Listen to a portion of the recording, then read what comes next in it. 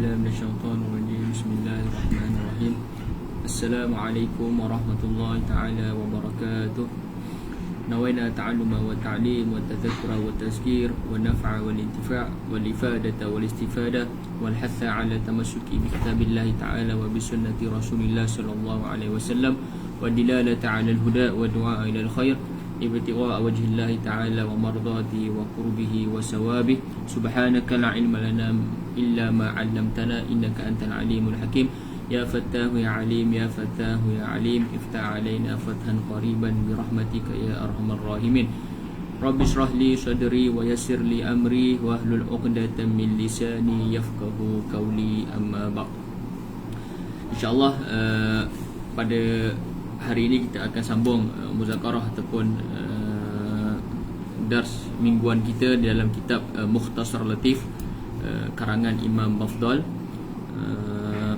dan kita telah sampai pada qauli musannif rahimahullah taala pada syarat-syarat yang diwajibkan solat, syarat-syarat wajib solat. Bismillahirrahmanirrahim. Qala musannifu rahimahullah taala wa nafa'ana bi ulumihi wa ulumi syekhina fid darain amin. Faslun fi man tajibu salatu alaihi. Tajibu salatu ala kulli muslimin balighin aqilin tahirin. Wa yajibu ala al-wali an ya'mura sabiyya biha li 7 sinin wa yadribahu ala tarkiha li 10 was-sabiyyatu kas-sabi. Wa idza balagha as-sabi aw tahurat al-ha'id aw an-nufasa أو أفاق المجنون قبل خروج الوقت بقدر تكبيرة وجب قضاء تلك الصلاة ويجب أيضا قضاء الفرد الذي قبلها إذا كان ظهرا أو مغربا وإذا دخل الوقت ومضى قدر ما يؤدى فيه الفرد ثم هاضت المرأة أو نفست أو جن قبل الصلاة وجب قضاء تلك الصلاة ويجب على الآباء والأمهات والسيد العبيد تعليم أولادهم الصغار وعبيدهم ما يجب عليهم بعد بلوغهم من الطهارة والصلاة والصيام وغير ذلك ويعرفهم تحريم الزنا واللواط والسرقة وشرب الخمر والمسكر وتحريم الكذب قليله وكثيره وما والغيبة والنميمة وشبه ذلك ويعلمهم أنهم بالبلوغ يدخلون في التكليف ويعرف الصبي علامات البلوغ أنها ب15 سنة أو بالاحتلام أو بالحيض في المرأة وأجرة من يعلمه هذا في ماله فإن لم يكن له مال فعلى من تجب عليه نفقته. طيب.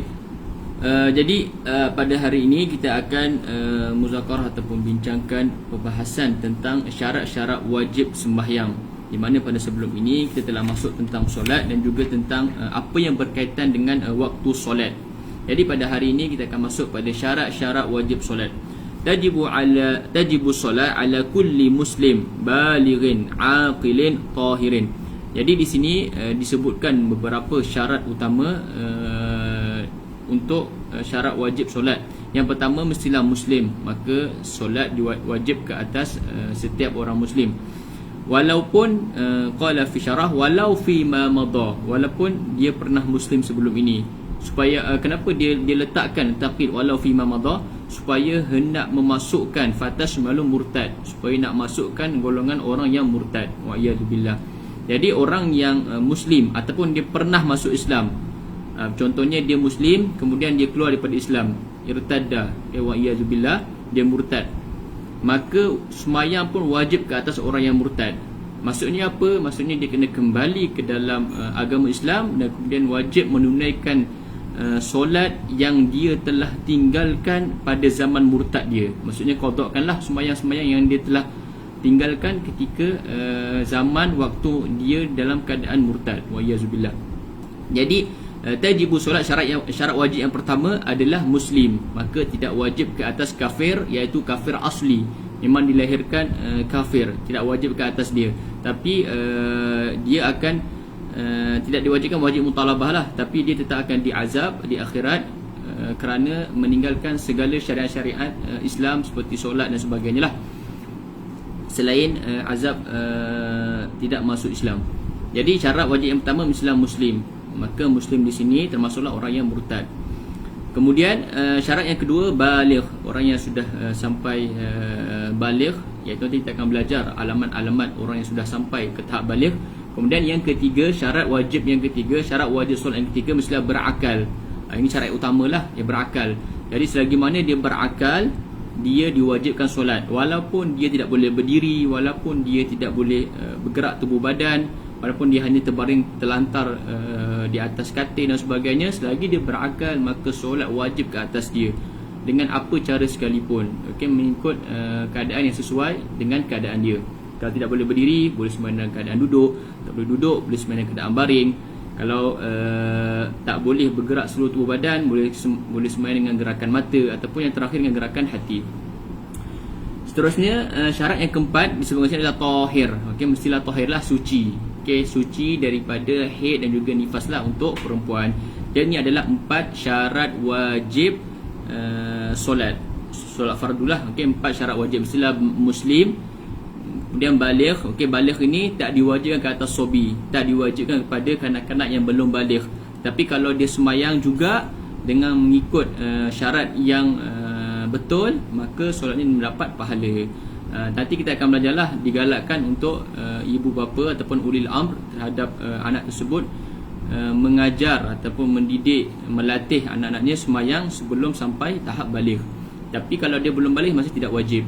Kemudian syarat wajib yang ketiga mesti berakal. Maka orang yang gila, orang yang sakran, mabuk, orang yang pengsan, maghum alaihi, yang tidak berakal, tidak diwajibkan semayang. Tetapi sekiranya dia berakal, kemudian dia tiba-tiba gila ataupun sakran ataupun maghum alaihi dengan secara ta'addi, maksudnya dia sengaja menyebabkan diri dia gila ataupun hilang ingatan dengan sebab mabuk dan sebagainya, maka semayang dia nanti ketika dia sedar, dia wajibkan qada segala solat-solat yang ditinggalkan dalam keadaan dia tidak berakal. Kerana hilang akalnya itu disebabkan dia sengaja. Kemudian syarat wajib yang terakhir iaitu tahir. Ini makruflah, mestilah disyaratkan tahir, tidak boleh berada dalam keadaan haid ataupun nifas untuk perempuan. Baik. Kemudian dikatakan sini ini adalah 4 syarat lah. Tapi kalau kita tengok di Safinatun Najah, dia ada tambahan 2 syarat lagi, iaitu bulughud da'wah dan juga salamatul hawas. Di mana salamatul hawas ini hawas sama' dan juga hawas basar. Kerana hawas ini penting untuk kita menyampaikan dakwah, untuk kita mengajar tentang syariat solat dan sebagainya lah. Kemudian bulughud da'wah, kita telah sampai kepada dia dakwah tentang perintah solat dan sebagainya lah. Jadi secara tafsirnya, syarat wajib solat itu ada 6. 4 yang disebutkan oleh musannif dan ditambahkan lagi bulughud da'wah dan juga salamatul hawas. Kemudian qala musannif wa yajibu 'alal wali. Wajib ke atas wali. Wali ni maksudnya yang menjaga kanak-kanak ataupun sobi itulah, sama ada ayahnya ataupun atunya ataupun jaganya lah, ataupun wasinya dan sebagainya. Wa yajibu 'alal wali an ya'mura, memerintahkan sobi, kanak-kanak itu solat pada umurnya 7 tahun. Jadi pada umur 7 tahun ataupun darjah 1 lah, pada umur 7 tahun diperintahkan supaya solat. Supaya apa? Supaya kita nak melatih kanak-kanak itu bila sampai di umur akhir baligh, benda itu akan menjadi ringan untuknya. Kita diwajibkan untuk mengajar ataupun menyuruh anak-anak untuk solat. Kemudian memukul, wa yadribahu ala tarkiha li 10, dan memukul kanak-kanak tersebut sekiranya dia meninggalkan solat pada umur 10 tahun. Dan memukul di sini seperti mafhumnya sama seperti memukul dalam keadaan syarak dalam bab lain lah. Maksudnya pukulan yang tidak mendatangkan akhirnya kematian ataupun kecederaan yang besar lah. Memukul dengan untuk jom mendidik, bukan untuk mendera dan sebagainya. Pada umur 10 tahun. Wasabiyah kasabi. Wasabiyah kasabi. Kanak-kanak lelaki sama seperti perempuan. Kemudian wa idza balagha as-sabi aw tahuratil haid aw an-nufasa aw afaqa al-majnun qabla khurujil waqti biqadri takbiratin wajaba qada'u tilka as-salah. Ini masalah yang berkaitan dengan zawalul mani'. Sekiranya sekarang ni seseorang ni dia ada mani'. Okey, mani' apa? Mani' ijabus solat. Jadi dalam kita cakap tadi dalam syarat wajib, apa perkara yang mewajibkan solat? Ada di sini disebutkan ada 4 perkara. Sekiranya 4 ni tak ada, kita ya'tabiruhu itu adalah sebagai mani'. Contohnya syarat pertama tadi muslim, okey, dia kafir. Syarat kedua baligh, dia ni sahabi, belum baligh. Syarat ketiga berakal, dia ni majnun. Syarat keempat tahir, dia ni dalam keadaan haid ataupun nufasa. Jadi ada mani' yang menghalang seseorang itu, yang menjadikan solat itu wajib. Tapi kemudian mani' itu hilang, zawalul mani'. Mani' tadi, mani' ni seperti apa? Seperti kafir. Okey, mani' yang menghalang wajib solat. Pertama kafir. Yang kemudian ini lawan kepada syarat wajib yang pertama lah. Yang kedua sobi, okey, sobi ghairu baligh, okey, belum baligh. Kemudian majnun, sakran, mughma alaihi. Kemudian seterusnya orang yang dalam keadaan haid ataupun orang yang dalam keadaan ada nifas. Okey. Jadi perkara-perkara ini adalah mani' yang menghalang wajibnya solat terhadap seseorang. Tapi sekiranya hilang mani' itu, okey, kita tengok ini adalah masalah zawalul mani'. Wa idza balagha as-sabi, sekiranya sabi itu baligh, au tahuratil haidu awin nufasa, orang yang dalam keadaan haid tiba-tiba tahir, au afaqal majnun, orang yang gila tiba-tiba sudah tersedar, qabla khurujil waqti biqadri takbiratin wajaba qada' tilka solah, dia wajib qada' solat tersebut. Okey, contohnya lah kita ambil orang-orang perempuan yang haid ataupun yang nifas lah, senang. Okey, contohnya seorang perempuan itu dia berada dalam keadaan haid. Okey, keadaan haid daripada mula sebelum waktu maghrib. Okey, daripada awal waktu maghrib dia dalam keadaan haid. Memang dia tidak wajib semayang sebab dia ada mani' yang menyebabkan dia boleh tidak menunaikan solat, iaitu mani'nya apa? Haid. Dia ada haid. Kemudian sebelum habisnya waktu maghrib, okey, daripada awal waktu maghrib dia haid, maka dia tidak wajib solat lah. Kemudian sebelum berakhirnya waktu maghrib dan masuknya waktu isyak, kita bagi contohnya seminit lah. Okey, seminit sebelum habis waktu maghrib dia punya haid terputus, maksudnya dia sudah suci. Okey, contohlah kan, dia sudah suci. Dia sudah suci. Maka dia kata di sini, okey, qabla khurujil waqti biqadri takbirati wajaba qada' tilka solah, maka dia wajib qada'kan atau wajib tunaikan solat maghrib tersebut. Tapi dia mungkin cakap, macam mana saya nak sembahyang maghrib? Sebabnya waktu tinggal seminit, kemudian saya nak mandi lagi, nak bersuci lagi, masa akan habis. Okey, tak apalah, biarlah masa habis. Sembayangnya itu awak kena buat qada'. Walaupun buat pada waktu isyak, kena sembayang, kena qada'kan juga sembayang maghrib tadi. Jangan dia ingat okeylah tak sempat suci ni, kira maghrib ni macam hukum orang yang haid lah, tak payah sembayang isyak saja. Tak, dia tetap wajib qada'kan sembayang maghribnya. Cuma qada' ini dia tidak ada dosa takhir lah, sebabnya memang maliknya itu hilang pada waktu sebelum habis waktu maghrib. Okey, jadi jangan kita faham qada' itu maksudnya yastalzimu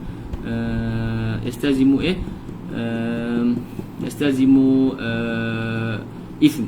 Okey, tidak. Maksudnya qada' dan ada' ni hanyalah berkaitan sekiranya solat itu dapat tunaikan satu rakaat dalam waktu itu dikira ada', dan sekiranya tidak dapat menunaikan satu rakaat penuh dalam waktu tersebut dikira qada'.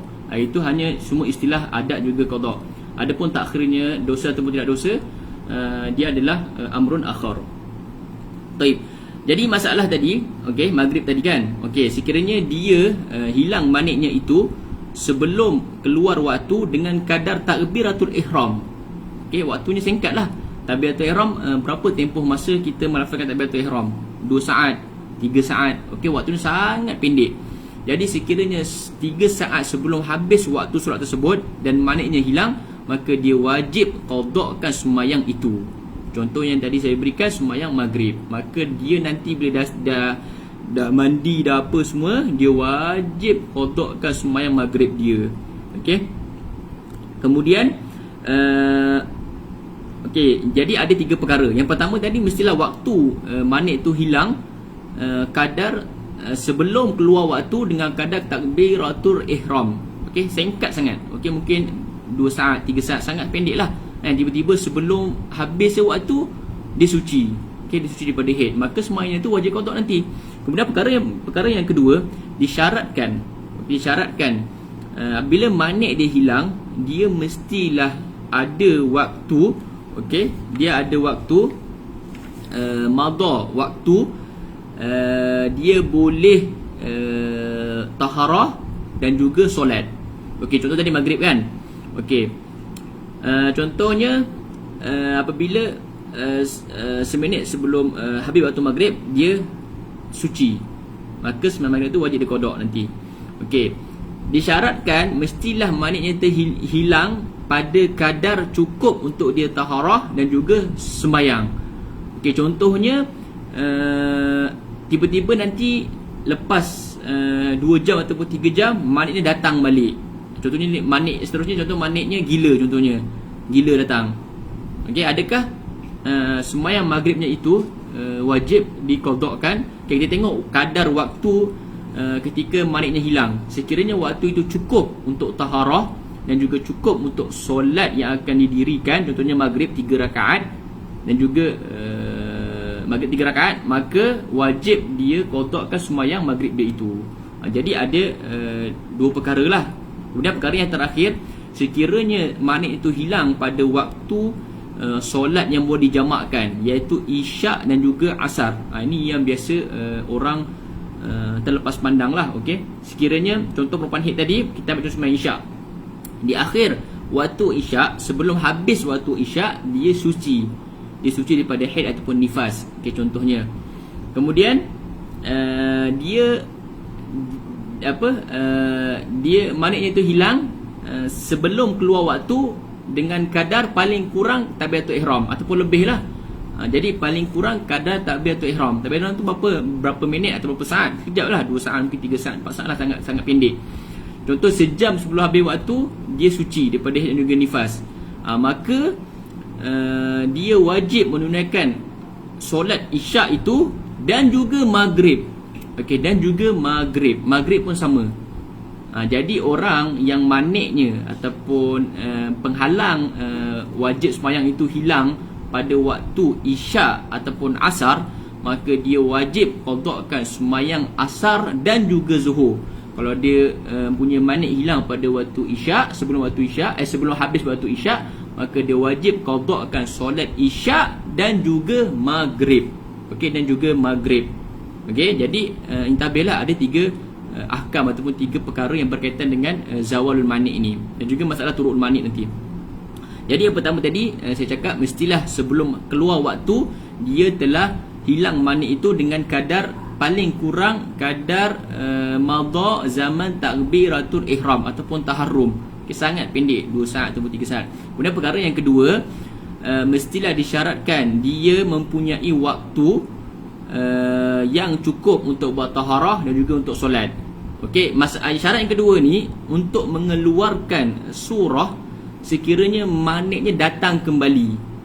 Okey, contohnya dia haid seminit sebelum maghrib. Cakap tadi kan, seminit sebelum maghrib, maka dia wajib qadakkan sembahyang maghrib dia. Kemudian bila dia taharah, bila dia dah mandi, kemudian datang manik akhar, gila contohnya, tiba-tiba dia majnun. Okey, dia tiba-tiba dia gila, junnah, tiba-tiba dia gila, maka tak cukup waktu untuk sembahyang maghrib. Maka adakah nanti apabila dia sudah sedar dia wajib qadakkan sembahyang maghrib dia? Maka tak perlu, kerana syarat yang kedua atau perkara yang kedua dalam masalah zawalul manik, mestilah waktu hilangnya manik itu, waktu ketika hilangnya manik itu, selain zaman itu sebelum keluar waktu, disyaratkan juga ada waktu yang cukup untuk taharah dan juga untuk solat. Maksudnya ada waktu yang mencukupi, walaupun dia tak buat bilfa'al, tapi kadar waktu sebenarnya cukup. Andai kata cukup, maka kena qadakkan sembahyang itu. Sekiranya tak datang manik yang lain lah. Kalau sekiranya datang manik yang lain lah. Kalau tak ada manik, maka sembahyang lah, seperti qada lah sembahyang tersebut. Kemudian perkara yang ketiga, sekiranya maniknya itu hilang pada waktu solat yang boleh dijamakkan, iaitu waktu asar dan juga waktu isyak, maka wajib dia qadakkan sembahyang asar juga isyak, dan ditambah juga dengan sembahyang zuhur dan juga maghrib. Contohnya maniknya hilang pada waktu akhir isyak, maka dia wajib qadakan isyak dan juga maghrib. Kalau maniknya hilang pada waktu asar, maka dia wajib qadakan sembahyang asar dan juga zuhur. Tapi subuh ataupun zuhur dan juga maghrib tak perlu qada lah, sebab dia tak ada waktu yang boleh dijamakkan. Okey, itu adalah masalah zawal mani'. Kemudian lawan dia adalah masalah turu'ul mani'. Okey, tadi contoh tadi dia head, kemudian maniknya hilang di akhir waktu. Yang ni pula maniknya datang. Contohnya dia ni sihat, salim, mafi muskilah, tak ada apa-apalah, sihat, salim, sahih dan sebagainya. Kemudian apabila masuk waktu, okey, wa idza dakhala al-waqtu wa madha qadru ma yuadda fihi al-fardu thumma hadatil mar'ah. Okey, datang maniknya ke sini head, au nufisat, okey, nifas, au junna majnun qabla solah wajaba qada tilka solah. Okey, ni contohnya awal masuk saja waktu maghrib, dia ni memang orangnya sahih ataupun salim, mafish marad ataupun manik yang menghalang dia untuk menunaikan solat. Kemudian setelah masuk waktu solat, tiba-tiba dia ni haid, haudat untuk perempuan, ataupun nufisat, ataupun dia junna, dia tiba datang gila. Okey, sebabnya kita kata syarat wajib mesti berakal. Dia tiba akalnya hilang, gila. Dia ni ada penyakit gila yang datang secara tiba-tiba atau sebagainya lah. Okey, dia gila. Al-muhim perkara-perkara yang mani', yang menghalang dia solat, maka dia kata wajaba qada tilka solah. Dia dengan syarat apa? Dengan syarat wa madha qadru ma yuadda fihi al-fardu. Jadi kalau orang yang sahih, orang yang salim, bukan yang ada penyakit salisil baul. Okey, kenapa kita bezakan? Kerana orang yang salim, contohnya kan, okay, kita salim, tak ada apa-apa penyakit. Okey, salim sahih. Kemudian masuk waktu, Allahu Akbar, azan maghrib. Kemudian kita ada urusan ataupun melingat-lingat atau melambatkan solat, sama ada sengaja ke ataupun tak sengaja, ataupun kita ada hal perkara lain, kerjaan lain. Kemudian tiba-tiba datang haid. Okey, waktu yang berlalu daripada awal sembahyang hingga sekarang itu sekiranya cukup untuk dia menunaikan fardu. Contohnya sejam lepas azan, masuk waktu azan, kemudian berlalu sejam dia tak sembahyang, kemudian tiba-tiba datang haid. Contoh. Okey, jadi waktu sejam itu adalah waktu memang cukup lah untuk dia sembahyang fardu. Sekiranya dia ni orang yang antara golongan yang disyaratkan taharahnya itu selepas masuk waktu solat. Contohnya apa? Orang yang selesai baul, orang yang bertayamum. Kerana tayamum ini syaratnya mestilah bertayamum selepas masuk waktu. Jadi waktu dia ini disyaratkan lebih panjang. Maksudnya kalau masuk waktu, dia disyaratkan mestilah cukup waktu untuk sembahyang fardu dan juga taharahnya, wuduk dan sebagainya. Sekiranya berlalu waktu itu, kemudian datang manik, barulah sembahyangnya itu buat nanti wajib dikodokkan. Tetapi kalau waktu tak cukup, contohnya lepas azan, lepas 5 minit azan, tiba-tiba dia datang haid, maka 5 minit itu cukup untuk solat. Tapi dia ni ada penyakit, contoh salisil baul, ataupun dia ni cara dia taharah dengan tayamum. Kerana tayamum dan juga orang yang seperti salisil baul ni, dia disyaratkan taharahnya selepas masuk waktu. Jadi kita kena kira waktunya untuk taharah sekali. Contohnya waktu taharah dan juga sembahyang fardu memerlukan masa 10 minit. Jadi lepas masuk waktu azan, lepas berlalu 5 minit, okey, tak cukup 10 minit, lepas berlalu 5 minit datang manik, maka dia tak wajib kodokkan sembahyang maghribnya itu ketika nanti dia akan bersuci. Ketika dia nanti dia suci. Kerana apa? Kerana waktu yang berlalu itu tak cukup untuk dia menunaikan fardu dan juga taharah. Ini untuk orang yang taharahnya itu lepas waktu, lepas masuk waktu. Tapi kalau orang biasa, salim, sahih, yang tidak ada apa-apa penyakit, atau yang tidak ada halangan untuk taharah sebelum masuk waktu, maka sekiranya berlalu waktu yang cukup untuk solat fardu, contohnya 5 minit, lepas 5 minit contohnya dia datang haid, maka nanti ketika dia suci daripada haid dia, nanti dia wajib qadakan sembahyang maghrib dia ini. Okey, ini kena intabih lah. Begitu juga sekiranya waktu yang lain lah, okey, waktu yang lain, jadi dia perlu qadakan bila dia suci nanti sembahyang maghrib dia itu. Okey, itu adalah masalah turu'ul mani'.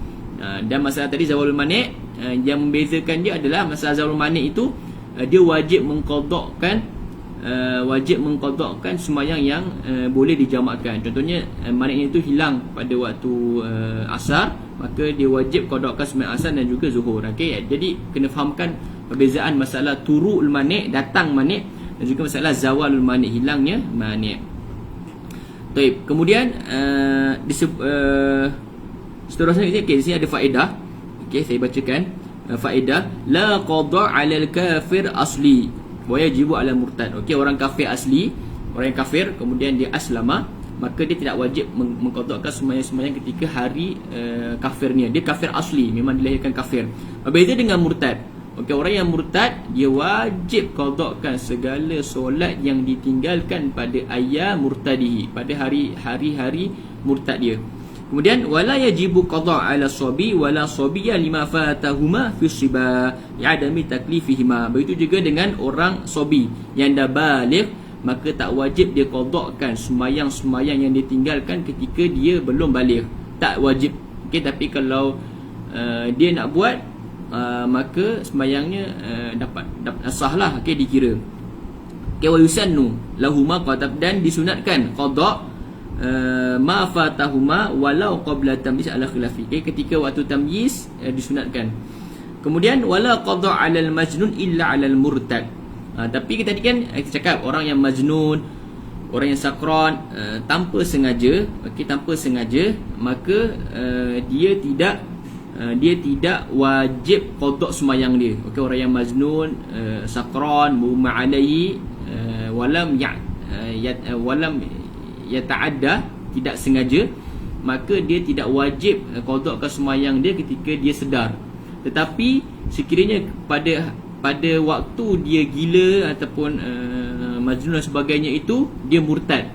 Okey, contohnya dia murtad, ataupun dia murtad kemudian junah, ataupun sebaliklah. Ketika ada tempoh murtad ketika waktu itu, maka hari-hari murtad itu wajib diqadakkan. Okey, taghliz. Okey, untuk membebankan atau memberatkan orang itu kerana masalah murtad. Lepas tu dia kata wala qada' 'alal majnun illa 'alal murtad. Kalau dia majnun kemudian murtad, ataupun murtad kemudian majnun, maka kita boleh cakap dia gila. Okey, dia gila kan tak wajib qada'. Memang dia gila, tapi ketika tempoh dia gila itu, dia ada waktu dia murtad, ada tempoh dia murtad. Tempoh yang murtad itu wajib qada', walaupun dalam tempoh sebelum atau selepasnya dia keadaan gila. Tempoh murtad itu wajib diqada'kan. Okey, taghliz alaihi. Kemudian masalah lau balagha as-sabi wa huwa yusalli atammaha wujuban wa ajza'atu 'ala sahih. Okey, ini masalahnya yatasawwar wa hadha idza balagha bisin. Okey, la bihtilam. Okey, ini contohnya. Sebab nanti kita akan belajar ataupun selepas ini masalah bulugh itu, alamat bulugh ada 3.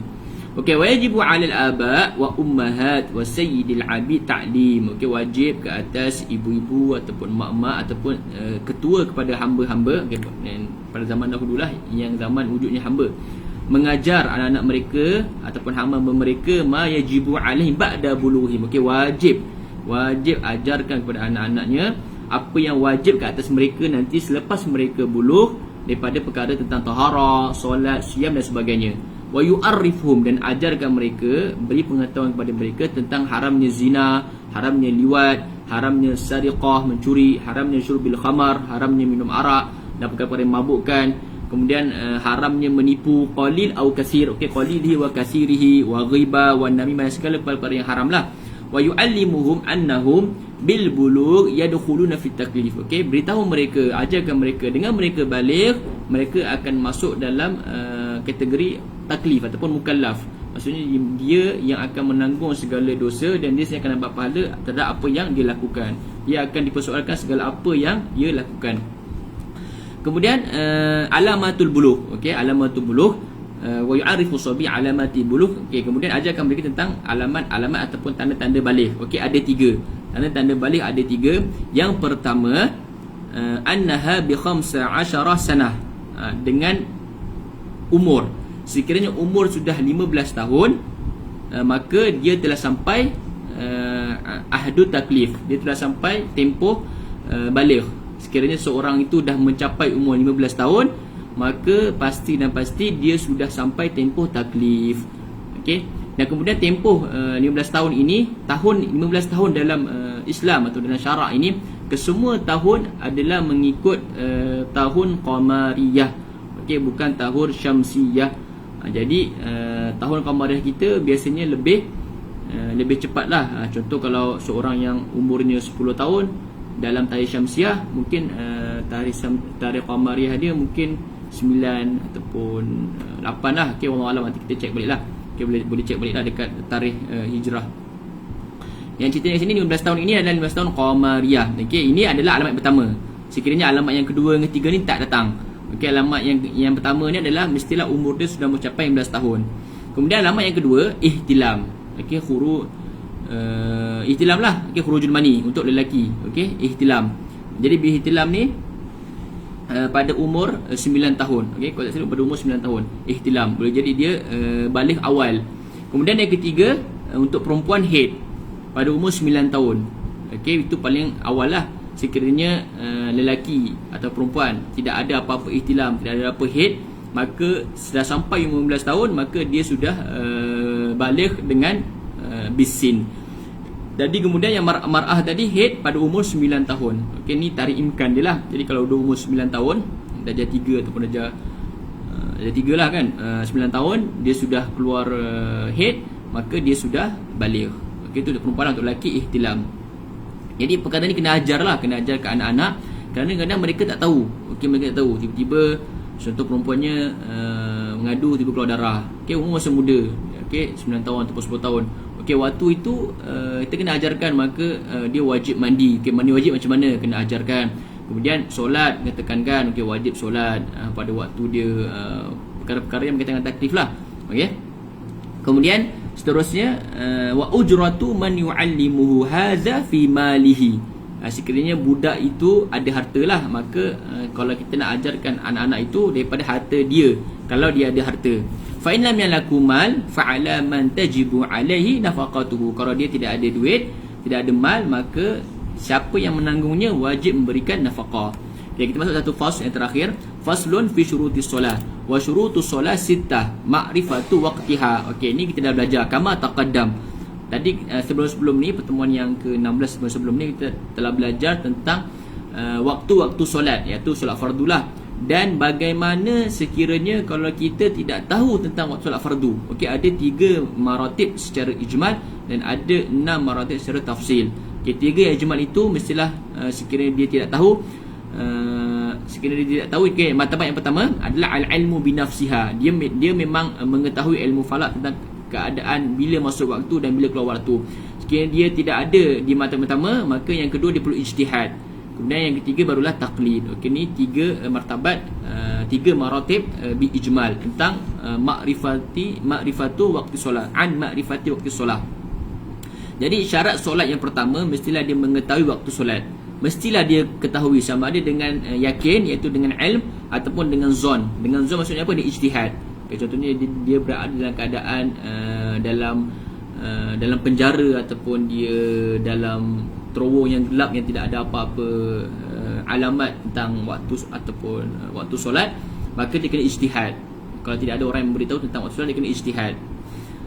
Tidak boleh dia sembahyang ikut gerak hati. Okay, contohnya tiba-tiba dah ambil wuduk sembahyang. Kau sembahyang apa?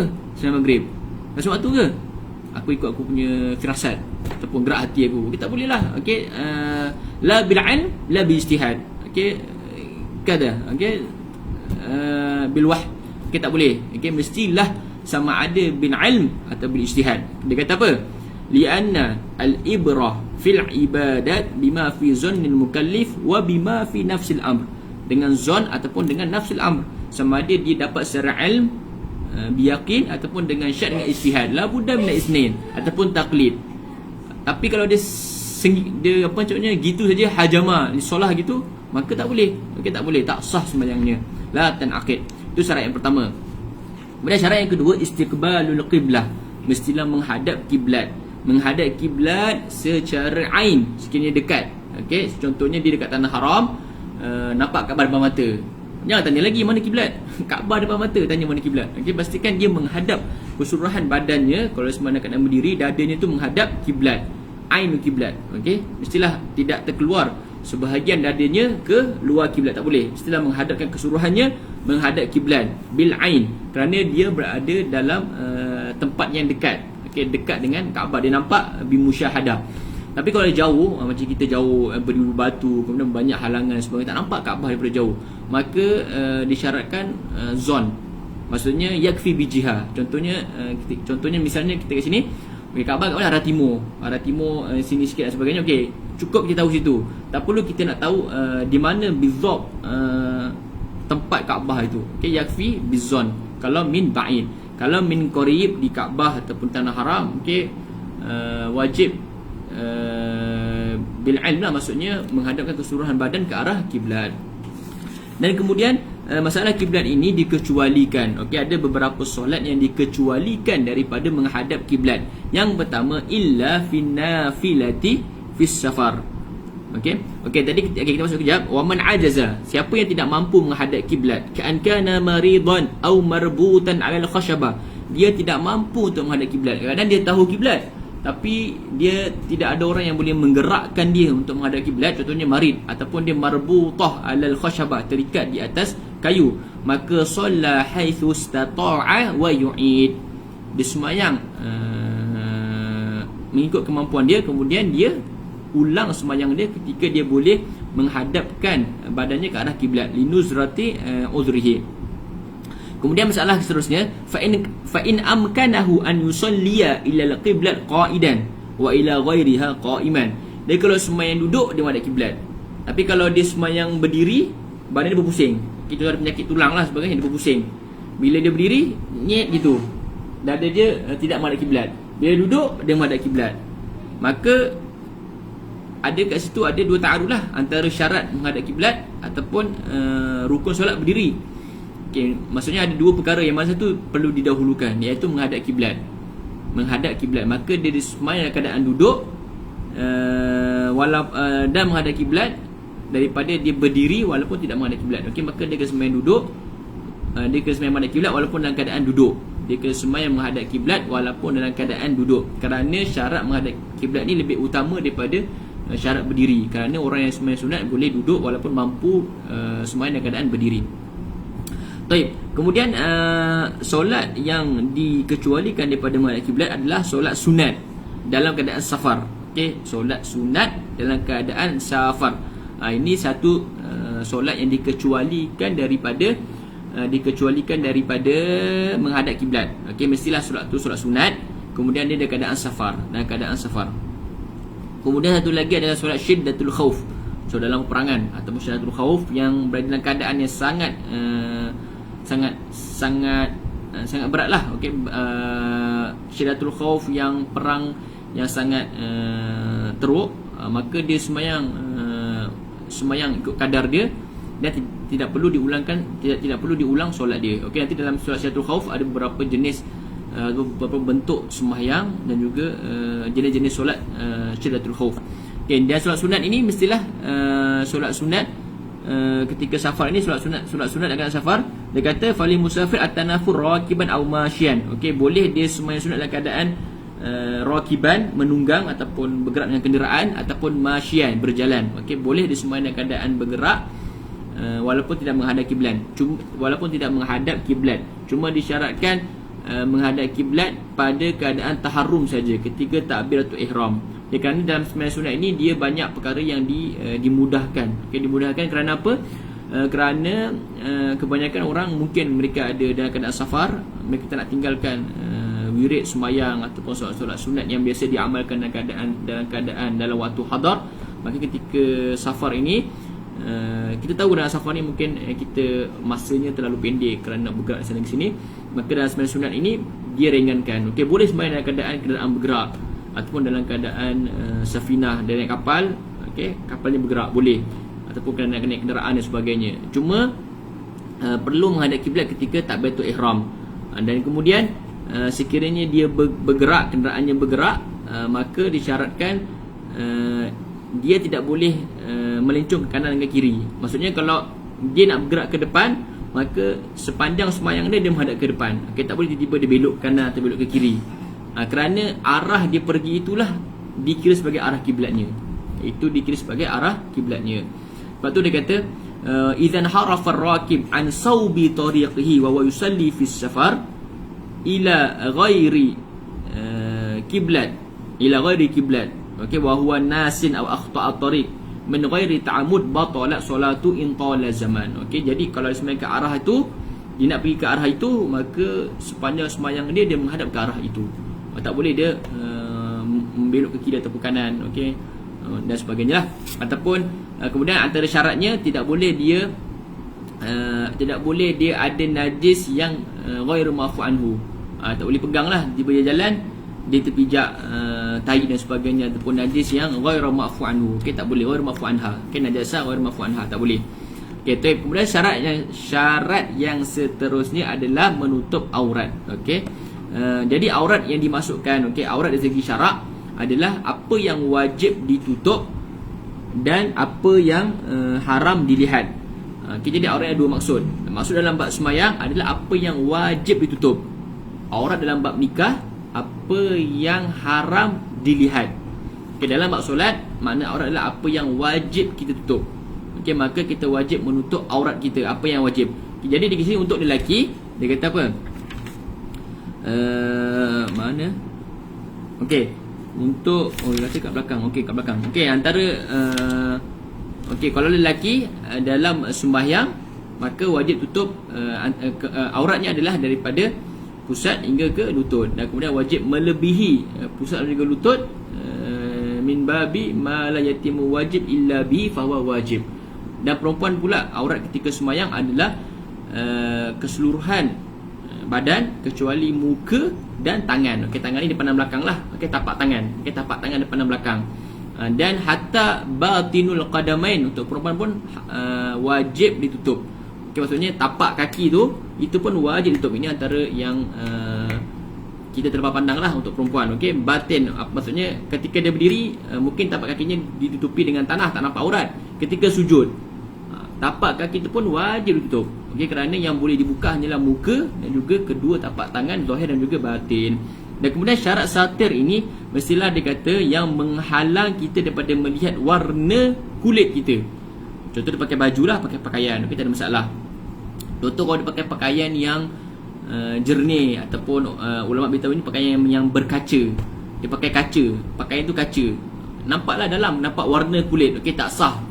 Kerana apa tak sah? Walaupun dia menutupi, dia pakai pakaian, tapi pakaian itu menampakkan warna kulit dia dalam sembahyang, tidak sah. Okey, tidak sah. Kerana syaratnya mestilah menutupi warna kulit. Okey, menutupi warna kulit. Dan kemudian dalam sembahyang wajib kita tutup aurat kita daripada atas dan juga daripada tepi, kiri dan juga kanan.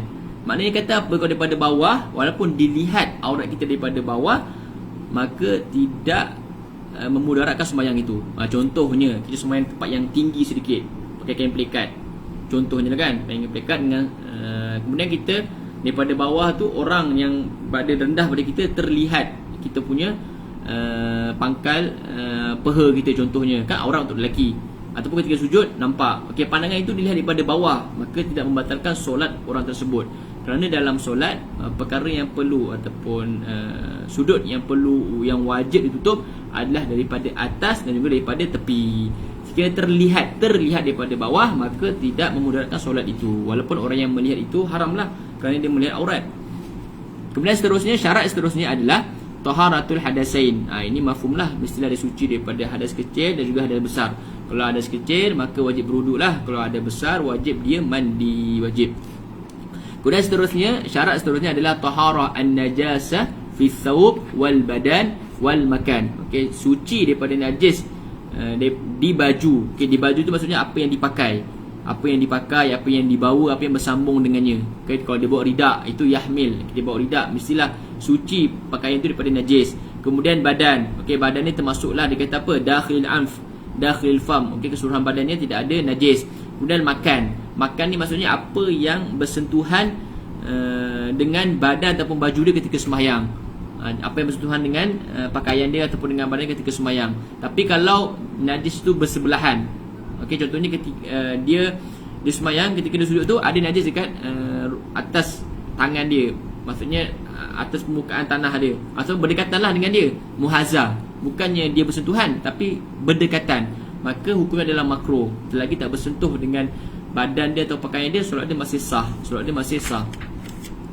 Cuma masalahnya sekiranya dia ada contoh macam ni kan, ada mic, dia bersambung, ada pakaian, contohnya imam lah, dia sembahyang, dia ada mic, kemudian tali dia ni, akhir dia ni bersambung dengan najis, contohnya bersambung dengan tahi binatang azakumullah, ataupun dengan anjing dan sebagainya lah. Okay. Al-muhim najis. Kalau bersambung dengan najis, maka sembahyang dia tak sah. Maka sembahyang tak sah lah. Sembahyang tak sah kerana dia bersambung dengan najis. Okay, najis tu bersambung dengan apa yang disambung padanya. Okay, dia tali tu contohnya tak najis, tapi di hujung tu ada najis, maka sembahyang dia pun tidak sah kerana dia bersambung dengan yang bersambung dengan najis. Ini perlu berhati-hatilah. Tapi sekiranya dia memijak tali, tali dia pijak, tak pegang, dia pijak, ada tali, bawah kaki ada tali, kemudian hujung tali tu ada najis, itu tak ada masalah kerana itu tidak dikira sebagai bersambung dengan dia. Tapi kalau dia pegang ataupun dia ikat di badan dia dan sebagainya, kena bersambung dengan najis, maka itulah yang memudaratkan sembahyang itu. Kemudian seterusnya, syarat seterusnya adalah ma'rifatu furudis solah wa sunaniha, mengetahui fardu solat dan juga sunat solat. Jadi ada beberapa masalah di sini. Sekiranya dia tahu perbuatan solat, dan dia tahu dan dia menganggap semua perbuatan dalam solat fardu, baca surah fardu, baca rukuk zikir dalam rukuk fardu, semua perbuatan dalam sembahyang dikira fardu. Dia tahu semua fardu, semua wajib, maka itu tidak ada masalah. Tapi kalau dia mengatakan atau beriktikad bahawa segala perbuatan dalam sembahyang itu sunat, itulah yang memudaratkan dia, kerana dia tidak mengetahui ma'rifatu furudis solat. Kerana min syurut solat, wajib dia mengetahui fardu solat dan juga sunat solat. Tapi kalau dia takid semua sunat, takbiratul ihram sunat, rukuk sunat, sujud sunat, maka sebenarnya tak sah. Maka dia wajib belajar. Wajib belajar. Yang fardu apa, yang sunat itu apa. Ataupun dia kata wataratan ya'taqidu anna fardan bi'ainihi karruku masalah sunnah. Ini pun sama, yadur.